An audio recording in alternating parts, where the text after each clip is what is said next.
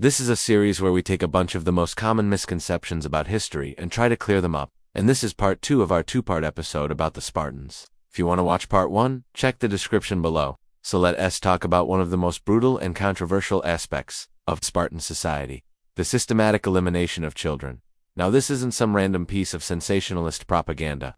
This is a well-documented feature of Spartan culture from both ancient sources and archaeological findings. However, the true scale, methods and motivations behind child elimination are far more complex than many popular portrayals suggest. In this video, we're going to explore what we know about this dark aspect of Spartan life, and why it's as crucial to understand this practice within the context of classical Sparta. Let's begin by examining the infamous speech of an elder Spartan from Plutarch's biography of Lycurgus. This rhetorical flourish is often cited to capture Sparta's callousness, but it should be analyzed in context. Plutarch emphasizes how the elder Cleombrotos inspects a newborn baby as thoroughly as a general would inspect weapons.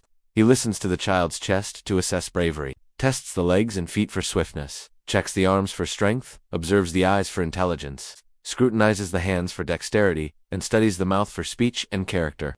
Anything that deviates from what is considered perfect is cause for worry. In this case, the child's mouth opens too wide, which the elder judges as a sign of cowardice. The elder's monologue showcases the utter reductionism of the Spartan mindset. Any human warmth or sentimentality is replaced by cold, hard functionality. A functional society, according to this perspective, was one that prized obedience and selflessness, and it had no room for those who exhibited weakness or put their own needs above those of the state. The famous saying, "We are Spartans," is not just a badge of civic pride, it's a statement of purpose. For the Spartans, their identity was inextricably linked to their military mission. They were not merely citizens of a state, they were living weapons, and like any tool, only the sharpest, strongest, and most durable ones were kept. So what happens to the rest? According to Plutarch, the condemned child is wrapped up in a blanket and left on top of Mount Tegetos, or at the base of an otherworldly rock called the Giant Escup.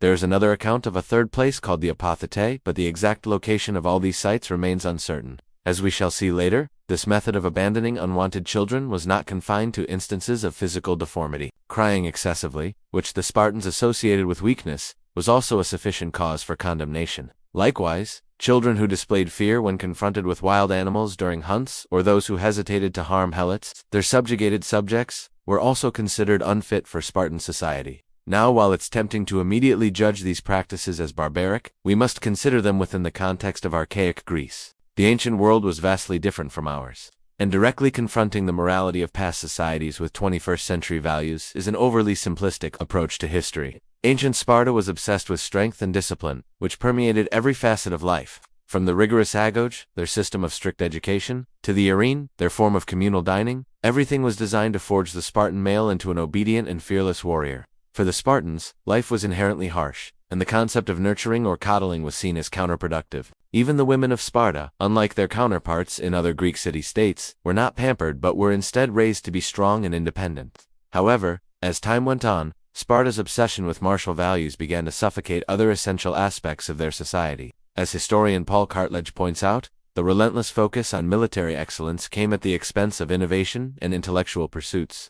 Sparta never produced great philosophers, poets, or scientists. Unlike Athens, their art, too, was largely undeveloped and unsophisticated. Moreover, the constant pressure to conform to the ideal warrior also created social tensions. With everyone judged solely on their physical prowess and obedience to the state, opportunities for social mobility were limited. Those born into weaker families, or who did not conform to the ideals of strength and courage, found themselves on the margins of society, denied the privileges and status afforded to the dominant class. This created a stratified society where social harmony was sacrificed at the altar of military efficiency. But it wasn't just other Greek city-states that recognized the limitations of Spartan society. Xenophon, a prominent Athenian historian, offers an interesting perspective in his Anabasis. During their retreat through hostile lands, Xenophon's band of mercenaries encounters a Spartan force, led by Cleomenes. After partaking in a friendly athletic competition with the Spartans, the Greeks find themselves impressed by their host's physical prowess and martial spirit. However, when it comes to strategy and logistics, they discover a lack of imagination and resourcefulness.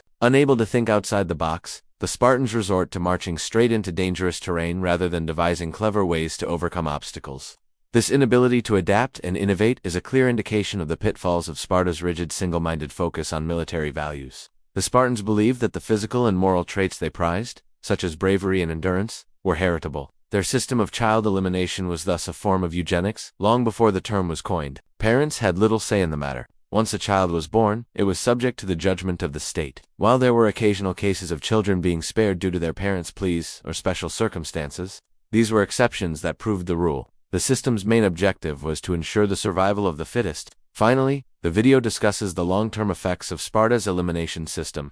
Contrary to its intentions, it likely weakened Sparta's gene pool. By removing those with less desirable traits, the society robbed itself of valuable genetic diversity. Diversity is crucial for the adaptability and resilience of any species. Without it, a society becomes vulnerable to diseases, environmental changes, and new challenges. Additionally, the system undermined the development of non-military skills and knowledge. Since children were selected solely on their physical attributes, talents in arts, crafts, trade, or even intellectual pursuits were ignored. This myopia impoverished the society, stifling innovation and the pursuit of knowledge. While it may seem shocking to modern audiences, the Spartans' willingness to sacrifice infants and children was part of a broader pattern of behavior in the ancient world. In a period marked by slavery, human sacrifice, and extreme inequality, the Spartans' actions, while brutal, were not entirely without precedent. What makes Sparta particularly fascinating is the degree to which they institutionalized and glorified this practice. The systematic and ritualistic nature of their child eliminations set them apart,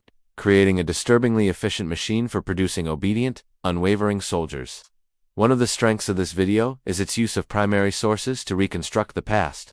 By using vivid descriptions from Plutarch and Xenophon, it brings ancient Sparta to life, allowing viewers to experience the society through the eyes of those who lived it. These first-hand accounts, while often filtered through the biases of the authors, provide a richness and immediacy that is difficult to match. However, there is more to Sparta's story than just militarism and child sacrifice.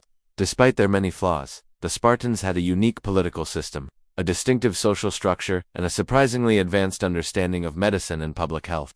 To truly understand ancient Sparta, we need to look beyond its reputation as a society of unfeeling warriors and examine the full complexity of this fascinating civilization. The practice of abandoning unwanted babies was not unique to Sparta, but the Spartans elevated it to a state-sponsored institution, demonstrating how deeply ingrained militarism can become when a society values strength and obedience above all else.